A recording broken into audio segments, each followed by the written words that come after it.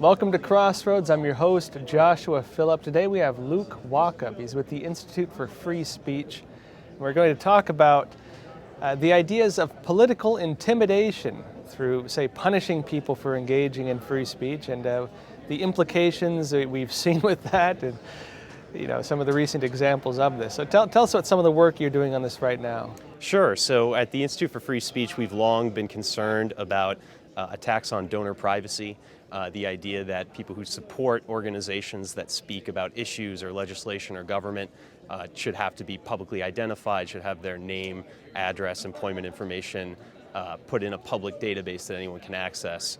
And then we just saw Congressman Joaquin Castro tweet out the names and employers of Americans who donated to President Donald Trump's re-election campaign. It caused a lot of outrage and controversy for a member of Congress to be singling out individual Americans for the candidates they support. Some of these people were flooded with angry voicemails, threats to publicize and harass them for their beliefs. And so we have a culture of intimidation that has taken root in politics. And worse, many politicians and groups are pushing to expand those laws so that it's not just campaign donors, but also supporters of any group that takes a position on legislation or a political issue, so that they can become a target for harassment, intimidation, retribution. And so we should really think twice about how much we allow the government to monitor, track, and make public records out of people's private, personal beliefs. Yeah, and it's an issue I touched on the show before when it comes to the idea of political intimidation and of free speech. That, in the United States, things like hate speech, it's not illegal, but it is enforced as if it were illegal. And it's being enforced by news outlets and social media companies and things like this, where if you engage in free speech that some people might find offensive, or if they just don't agree with your political standpoints, you can be publicly named in news outlets, you can be harassed, you can be targeted, you can be threatened. And even politicians then jump the gun and start getting in on it. And what a bizarre situation it is. And I think it's something that causes a lot of people to become too afraid to speak out, too afraid to say what they really believe in, and too afraid to even engage publicly in the democratic process. Yeah, and these are oftentimes not people that have any real political power. Under federal law, if you give just over $200 to a candidate, political party, political action committee, your name goes into a public database that includes addresses, employment information. And that threshold, that $200 threshold, that's been in place for about 40 years without being changed or adjusted for inflation. So over time, we have been exposing more and more Americans who have less and less involvement in politics to a sort of potential mob scenario. And particularly in an internet age, again, 40 years ago when we were passing these sorts of laws, if you wanted to look up who was donating to a candidate, you had to go to a specific building, you had to dig through the records, and that sort of cost of doing business meant that it was mainly investigative journalists looking for corruption, looking for who had enormous amounts of power in campaigns. Nowadays, with the internet, you're a few clicks away from the political donations of anyone you want to look up. So it's incredibly easy for activist groups to amass this information, disseminate to their supporters, and basically, direct people to, or if not direct them to, give them the tools to harass and intimidate people. Yeah, and what else would the intention be to make names public like that and to make contact information public like that if it were not to intimidate, especially if there's no other irregularities involved with it, right, in doing so? Yeah, when they're asking for donors' employers, it's, what information is that really giving? It mostly seems to serve to give people a place to go and try to, get someone fired for their job. Unfortunately, we have seen that in the past where people have been boycotted at their place of work. And sometimes they're not business owners, they're just employees, managers or something. And they can lose their jobs over relatively small contributions. So I think we need to really reconsider where that threshold is, and we also really need to hold firm in defending the privacy of donors to nonprofits and groups that are not explicitly political. It's one thing for candidates to have to report who is giving them significant amounts of money. But for private organizations to have to report their private donors' private information, that's a serious assault on privacy that really doesn't have a compelling government interest to support it. And what a bizarre society we live in right now, where individuals are being, where you have certain people who are so enraged by ideas that are different from their own, that they are willing to call up random individuals and threaten them for supporting a candidate they don't support. When has this ever been the case in our society?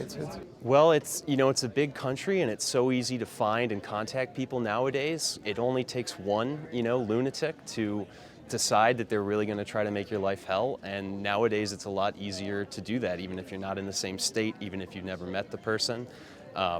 So I think the technology and also the cultural dynamics, we're in a very heated political climate right now.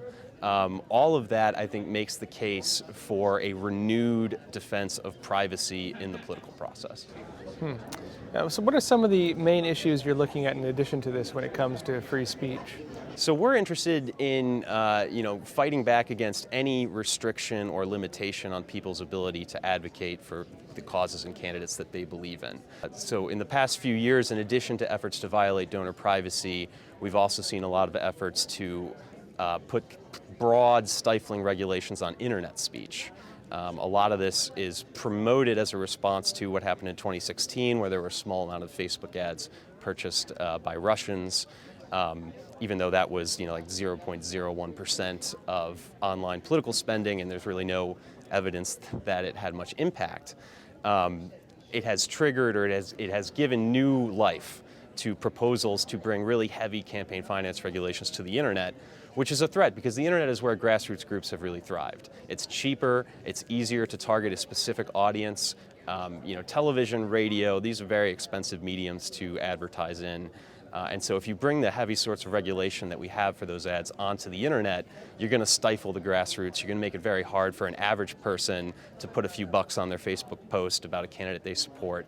And you're going to end up with what we have in other media, which is the groups that have a lot of money and pull have a much bigger voice than everyone else. Yeah, well, it's an interesting situation where we've seen major social media platforms censor people for their political views.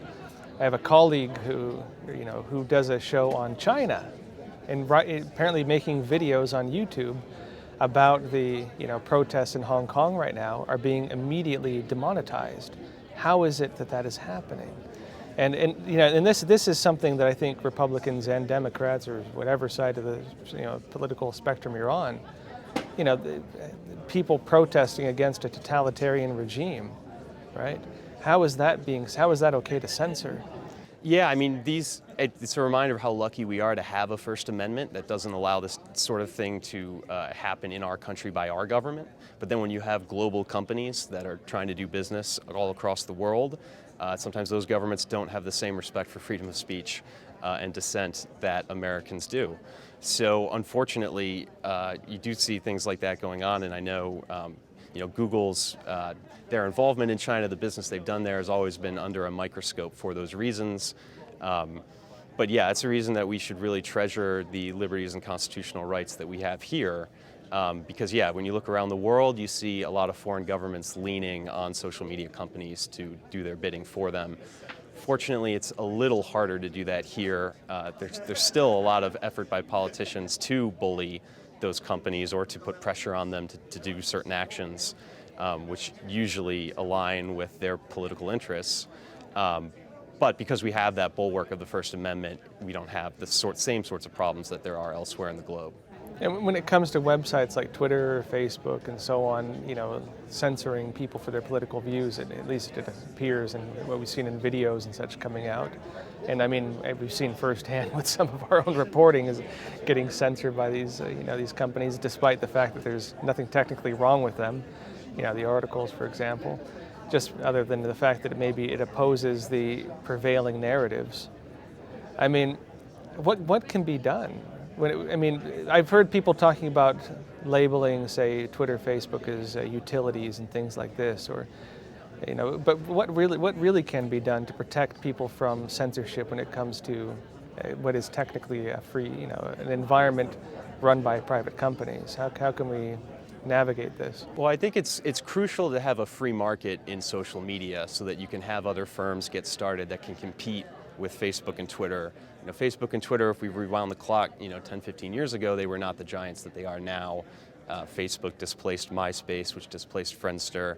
So I think what you want to make sure is always there is that avenue for new companies to get started, and so the consumers can make their choice about what sorts of content moderation policies they like.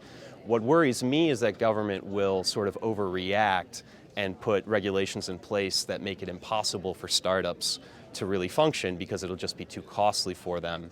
And then you'll get really the opposite result where, we were worried that these social media companies had too much power, and then they'll have even more power because they're the only ones that have, the market share and the resources to go through and implement all of these regulations. I know, Mark Zuckerberg has talked many times about the thousands of people they've hired to do content moderation. And the amount of content that gets posted on social media is enormous. I mean, there's no way for a human to review all of that. It takes AI and it takes enormous teams of people to then review and vet those decisions. So I think it's important to keep the focus on opportunity and alternatives as opposed to a regulatory approach, which could really stifle that marketplace and leave us with only those companies forever, which I don't think is what would happen if you just had a free market on the internet. And just to go into that a little bit more, and that was one of the big concerns. I've written about that before, that if they really did go through and make certain laws that regulate free speech, and you're dealing with a platform that has millions of users, it means that company has to make enough money to hire someone to filter through every one of those posts to make sure it's not in violation. And that is not something a small company can do. Yeah, no, I mean, let alone even if you have a comment section on your website or a forum or something like that. Yeah, that's the other major concern, is that when you pass these laws, it's not just Facebook and Google and Twitter that have this. It's also Yelp reviews and any website that has user comments. If enough people are using it and seeing it, they could potentially be regulated under the sorts of proposals that have been put out there. So yeah, I just think the important thing is to focus on competition, and I would like it if the companies would take a stronger stand in favor of free speech. I think that would be better for them and better for society. But as long as you can compete with them, Facebook was started in Mark Zuckerberg's Harvard dorm room. Anyone can build a tech company or an internet company with the know-how and with a little bit of luck and opportunity. So yeah, I think that you want to avoid a regulatory approach that stifles competition. Great. So where can people find out more about your work? You can learn more about us at our website at ifs.org. We have a daily media update that we send out. We also have a quarterly newsletter. You can sign up for those things on our website to keep in touch with us and our work. Great. Yeah, real pleasure having you on the show. Thank you. Thank you. Great. And everyone, please remember to like and subscribe. See you next time.